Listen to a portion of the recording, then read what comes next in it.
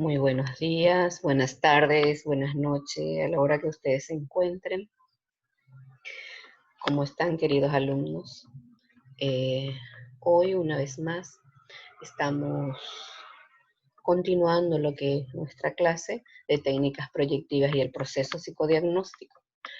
La unidad 3, nosotros arrancamos con las técnicas lúdicas y las técnicas gráficas. Y ahora damos continuidad con las técnicas esencialmente verbales de la misma unidad. Bien, entonces cuando ya nosotros vamos a empezar a evaluar a un paciente, necesitamos de una entrevista psicológica diagnóstica en los distintos periodos evolutivos. Y de ahí nosotros empezamos con el objetivo principal de la entrevista clínica. ¿Cuál es el objetivo de la entrevista clínica? Lo primero es llegar a un diagnóstico. Es lo que nosotros queremos para con un paciente, para que podamos tratarle posteriormente. Conocer a la persona, en primer lugar, desde donde nosotros empezamos a conocer a la persona. Desde la llamada de teléfono para agendar la cita. ¿Sí? Porque generalmente consultamos qué es lo que hablamos con el paciente, qué es lo que le está sucediendo. Crear y mantener una relación interpersonal, ¿verdad? Porque ya empezamos a preguntarle su nombre, su apellido, ¿verdad? Y también nosotros nos presentamos o bien se le dice quién es el profesional que le va a estar atendiendo. Comprometer al paciente en el tratamiento, decirlo, ¿verdad? Que llegue puntualmente, esta es la hora que tenés y esa hora te espero, ¿ok? Y estar siempre en eso antes que venga el paciente. Es muy importante que nosotros primero estemos por el consultorio y no que el paciente venga a esperarnos. Respetar el tiempo, porque habla de respetar el tiempo, porque sabemos que el tiempo es muy importante para ambos, tanto para el profesional como para el paciente. Una hora es lo máximo que podemos abarcar en una cita a partir de, 1 hora 40 minutos. Es nada más lo que se requiere. Responder a las expectativas del paciente. Muy importante que nosotros demos ese interés. O sea, cuando nosotros ponemos interés, lógicamente que el paciente también va a demostrar interés por lo que nosotros estamos queriendo evaluarle o bien darle una explicación al comportamiento que está manifestando en ese momento. El primer contacto, porque dice no hay una segunda oportunidad para tener la primera impresión. Cierto. En el primer contacto nosotros debemos de ir entendiendo lo que es el paciente. Hacer una recepción, conocer los motivos de la consulta, sobre todo conseguir que el entrevistado esté a gusto para que pueda aportar su cooperación desde el primer momento. 3 minutos ya hay un diagnóstico. ¿Por qué nos dice esto? Porque sabemos nosotros que nosotros a partir de que el paciente ha llamado por teléfono, a partir de que el paciente o cliente venga al consultorio, cuando se baja de su vehículo o bien viene caminando, toca la puerta y entra, nosotros ya estamos observando cómo se comporta el paciente. Y ya manifiesta algunos tipos de conducta. O sea, las características es muy importante que nosotros ya estemos observando desde el primer contacto. Eficacia, la efectividad del terapeuta. Nosotros debemos de ser astutos en todo momento, ¿verdad? Utilizar lo visual, lo verbal, todo lo que sea de las expresiones que nosotros no vemos, inclusive, debemos de utilizar para que podamos entender y comprender de que el paciente tiene una dificultad a partir del motivo de consulta. ¿Okay? Errores en otros momentos son más fácilmente subsanables, dice, ¿verdad? ¿Por qué dice que en el primer contacto nosotros debemos de ser más astutos, eficaces? Porque es el momento en que nosotros debemos de sacar el jugo, como se dice, paciente o cliente para que podamos tener informaciones veraces, eficaces, que vamos a ir comprobando a lo largo de lo que va a ser el tratamiento. El saludo es muy importante en esto porque determina un poquito también para que podamos entablar ese rapport fundamental con el paciente cliente, el vínculo, ¿verdad? Entonces, de ahí, del saludo, viene a que el paciente pueda ya tener una seguridad que va a encontrar lo que necesita. Natural y adaptado a las manifestaciones clínicas del paciente. Sabemos nosotros que si el paciente viene y te habla en guaraní, pues debemos de responderle en guaraní. Por eso es muy importante que nosotros nos adentremos en el contexto de lo que es nuestra región, nuestro país, para que podamos tratarle de una manera eficaz al cliente o paciente. No recibiremos sonrientes al depresivo ni serios al eufórico. Sabemos nosotros que el contexto natural, así como dice, es muy importante. Si nosotros vemos un cabizbajo, pues tratemos de esa manera, saludarlo cortésmente y hacerlo pasar. Exceso de cortesía tampoco se utiliza en esto, ¿sí? Porque sabemos nosotros que la conversación debe de ser directa, precisa y concisa en ese momento. No es un momento de encuentro social, sabemos muy bien nosotros que debemos de ser lo bastantemente profesional para saber manejar la situación. El asiento debe de ser confortable, sabemos bien nosotros, y el asiento hablamos de sentarnos, ¿verdad? Y la forma también de cómo debemos de hablar.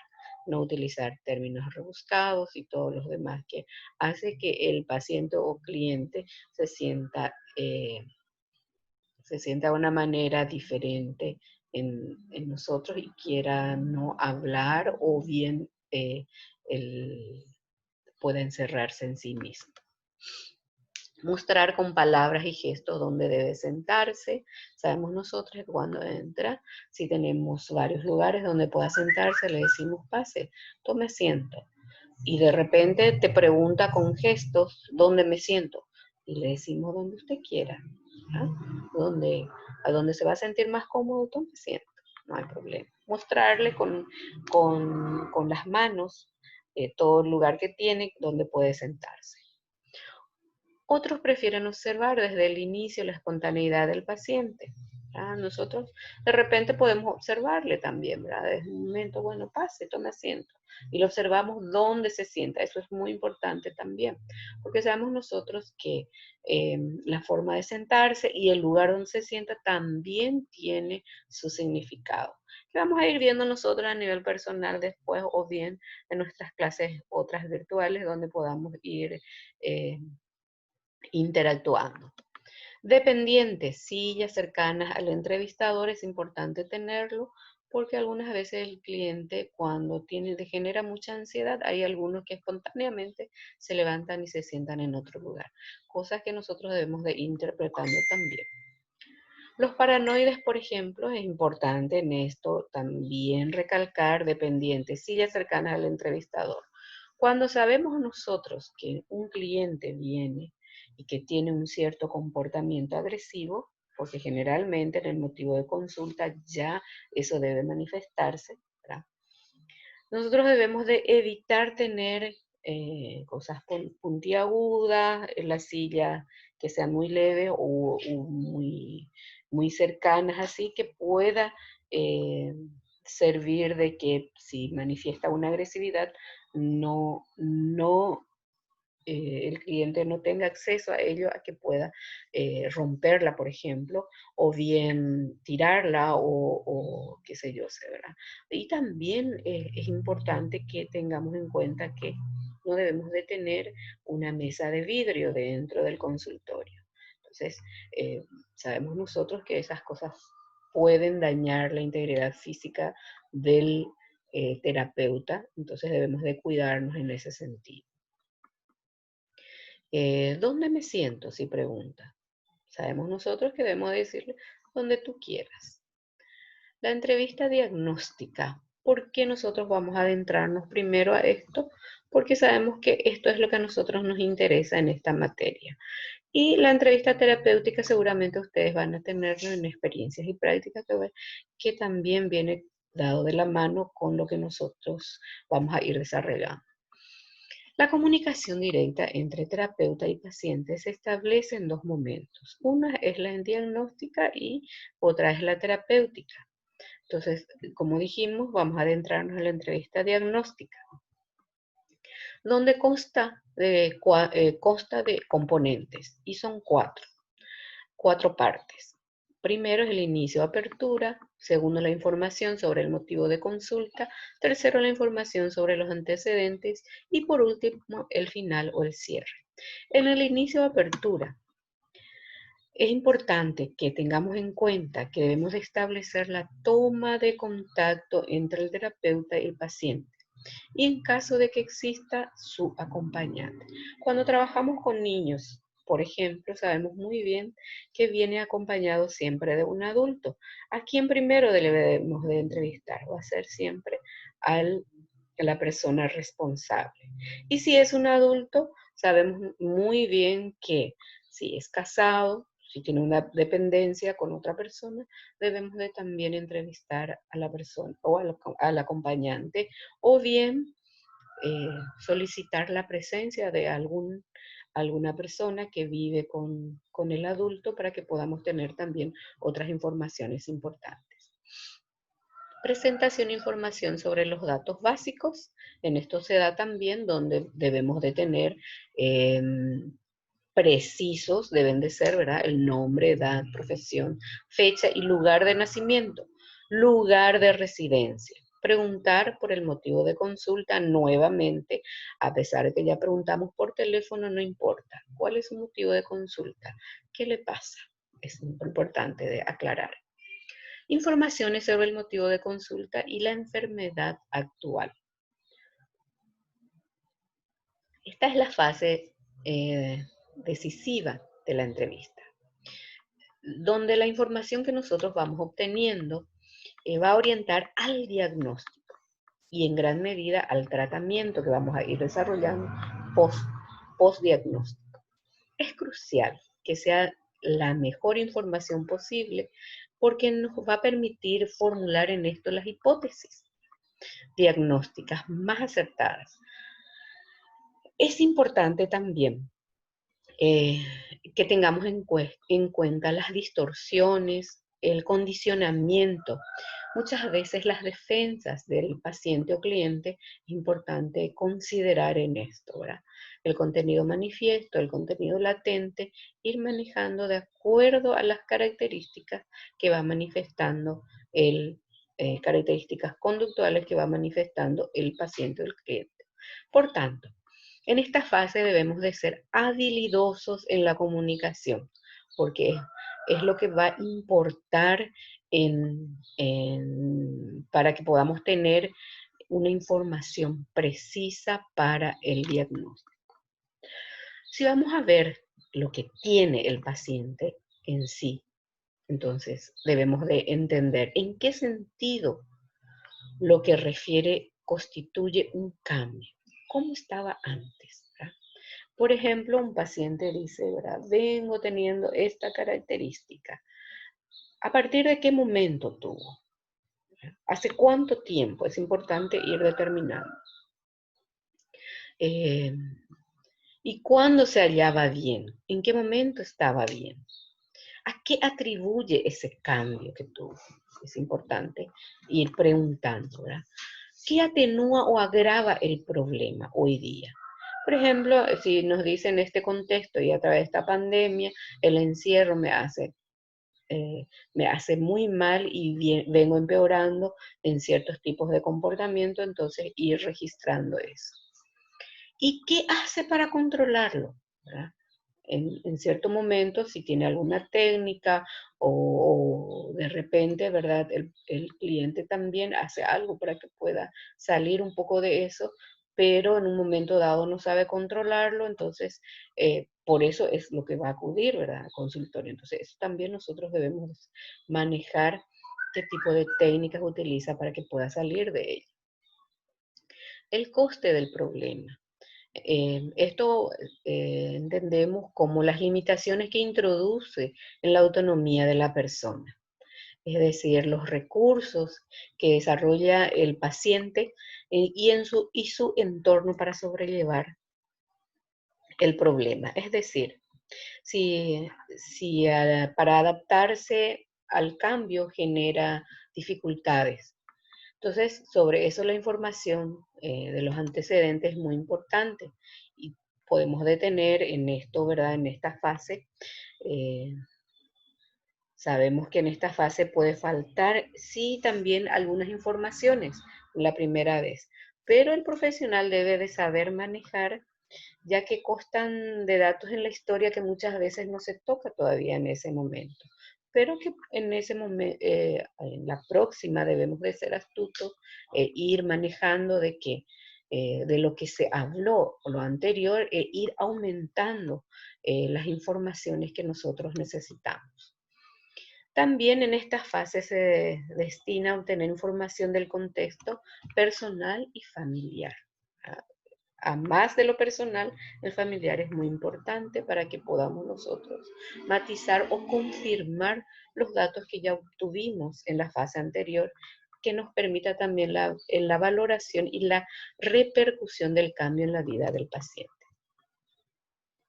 Es importante que nosotros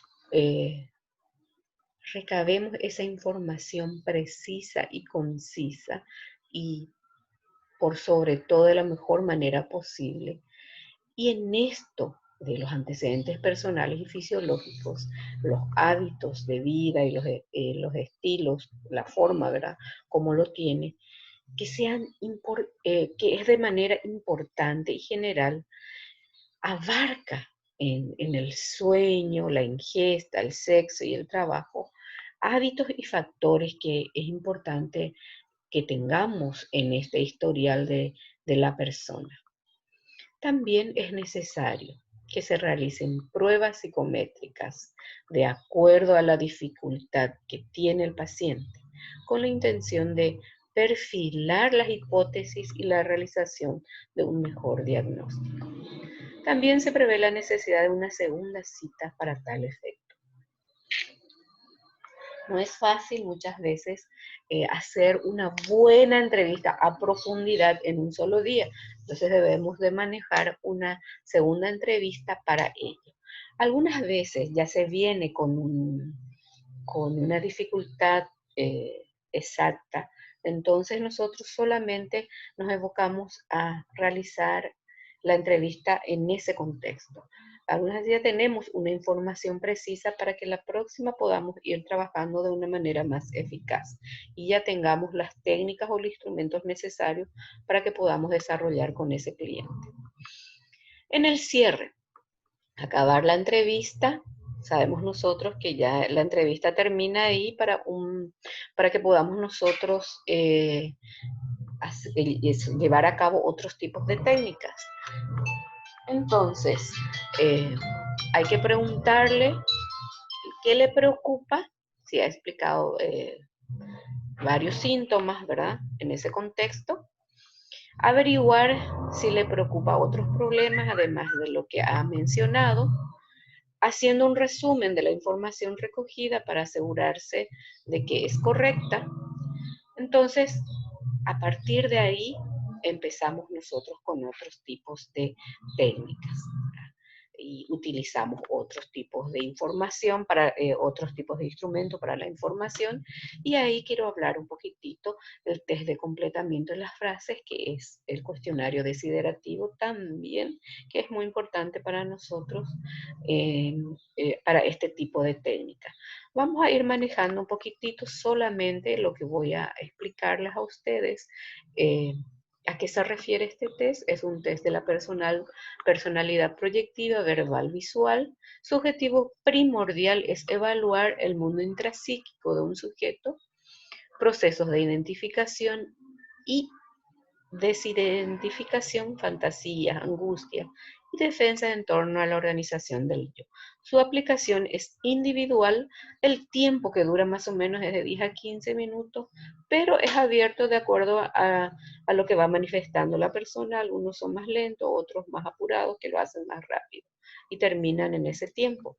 La edad está disponible desde los 4 años a 5 en adelante.